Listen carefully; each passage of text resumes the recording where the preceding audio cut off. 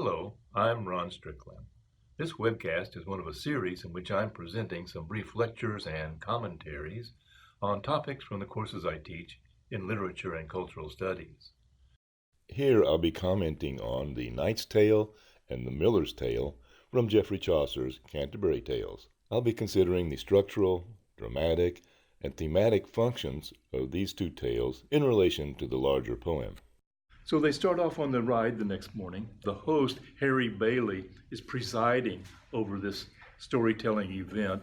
And since the knight is the highest ranking member and social class of the group, he asks the knight to begin with a story.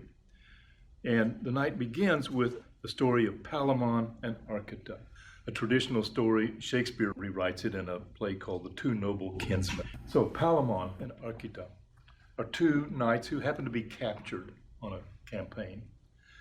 They're imprisoned in Athens. And one morning, they see a beautiful girl out the prison window. They instantly both fall in love with her, and they each claim her as his own. This is patently ridiculous because they're both in jail, and she doesn't know they exist. Well, in prison, they pine for her, and they quarrel with each other about her. She still doesn't know they exist. After many years, though, a patron of Arcite intervenes on his behalf, and he gets released on the condition that he must leave Athens forever and never return. So he agrees to that, but he doesn't leave, even though he's been ordered never to show his face in Athens again. He returns in disguise. Then Palamon escapes from prison, and he finds Arcite, and they resume their quarrels and their fights, and they're fighting over Emilye, who still doesn't know that they exist. Duke Theseus, the Duke of Athens, discovers them fighting, and he says, each of you should go away for a year. You can return with up to 100 knights on each side, and you can have a war over Emilye. And whichever one of you is victorious, you can have her hand in marriage. So they return, they do battle. Arcite wins. But just at the moment that he's about to claim victory, he falls off his horse and he suffers a fatal injury. So he's got the girl, but he's dying. She's got a husband, but she's going to be a widow immediately. What's the solution? Well, obviously, the chivalric gesture of Arcite to Palamon. You can have her. So that's the story. And it's a typical chivalric romance with the idealized female object of desire, the two brave warriors fighting over something that's enormously consequential to them, may seem kind of idealistic and out of touch with reality. The host says, this is going well. Now the next person in rank in the group is who? Henry, you got that? Certainly not the miller, right? So the host is expecting to ask maybe the monk or somebody, but the miller, it's early in the morning, but he's already drunk. He just finds this story of the night just so ridiculous that he can't abide it. And so he's going to insist that he tells a story to requite this night. I can tell a story much better than that. His story is not a chivalric romance, it's a fabliau, a story that's funny and is a little bit indecent. Probably some scatological jokes or some sexual scenes in it that are off color. It's going to parody The Knight's Tale. It's going to be set in a village or in a town, not in some distant land where there are knights and chivalric courts. And there is going to be a girl. She's already married, and there's going to be two clerks, two college students. So structurally, it's like The Knight's Tale, but set in a lower strata of the social class system, and with characters that are going to be less dignified, ostensibly, than Palamon and Arcite. So Nicholas and Absolon, two students who both fall in love with Alisoun, a sexy young girl.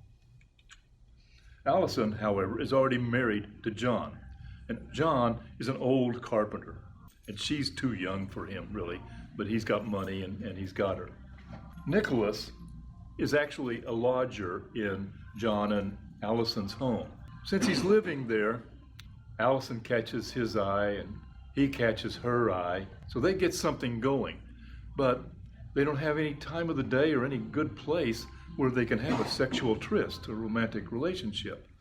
So they come up with a scheme. Nicholas, being a scholar, he tricks John into sleeping in the attic one night so that he and Alisoun can go downstairs and sleep in their bed, John and Alisoun's bed, and have a night of hot sex and romance. How does he do this?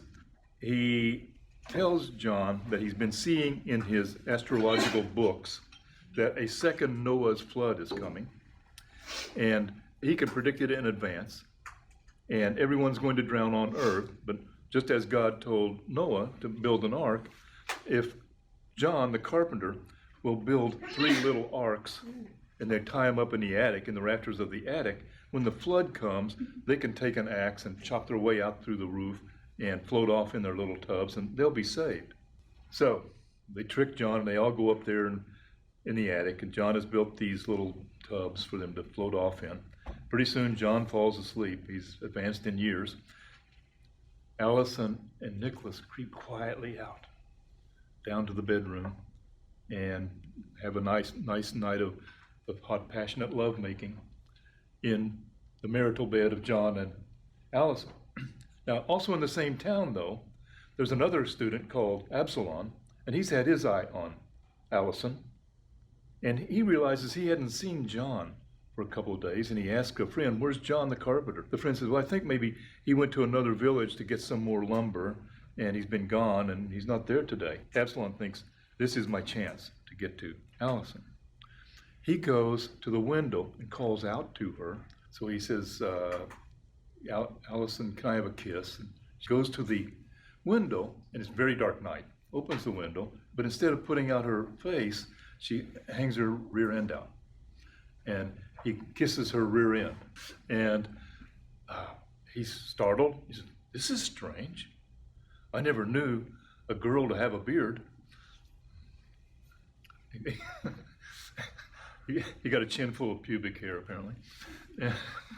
So he feels offended. Now, by this time, it's 4 o'clock or 4:30 in the morning, and the blacksmith has already got the forge heated up. And so he decides he'll go back and get some revenge. He goes to the blacksmith shop and asks if he can borrow his hot poker. Goes back and says, "Oh, Alisoun, can I have one more kiss?" This time, Nicholas, still a very dark night, Nicholas hangs his butt out. Absolon rams him with the hot poker. And, of course, Nicholas cries out, "Oh, ouch, water." When he says water, that wakes John up. Remember John?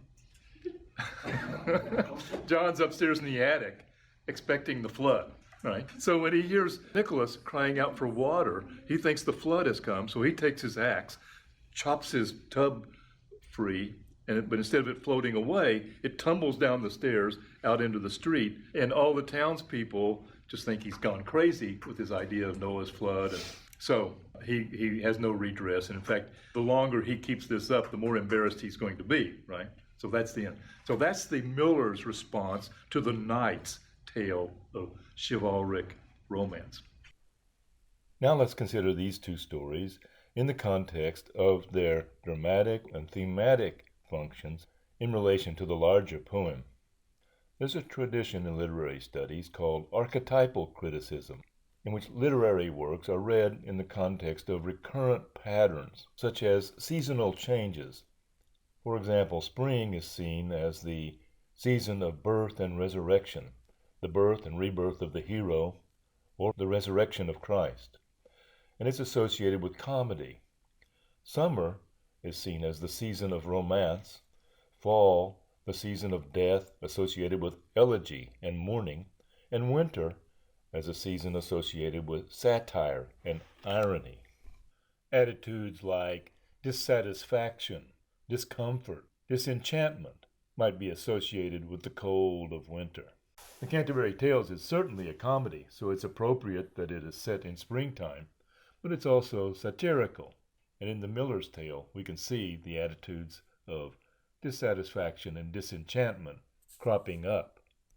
Now let me shift ground slightly and propose an opposition between 2 different archetypal structural patterns of comedy. One I'll call inclusive romantic comedy, and the other disruptive satirical comedy.